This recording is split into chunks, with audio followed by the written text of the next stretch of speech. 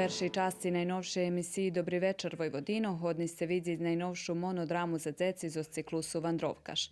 То сказка Macerovo šerco Irini Hardi-Kovačević, ktorú i Stejna hodi za scenu pririhtali i snjala ansambl Ruskого народного театру Петро Різний дядя. Najvekša čašt čvartkove emisiji bude pošvecena najradosnjejšomu hristijanskomu švetu Kračunu. Budeme emitovat Vladikovu vinčovanku, potim uvidzice reportažu o simvoliki i značenju Kračuna, a u najnovšej emisiji Slovo mladih uvidzice recepti za dejedni tradicijni kračunski jedla, ktori rihtaju Rusnaci, a ktori Stejna hodi pririhtala osoba kotra nje z našej zajednici. Dobri večer Vojvodino na štvartok 24. decembra na 20:30 minuti.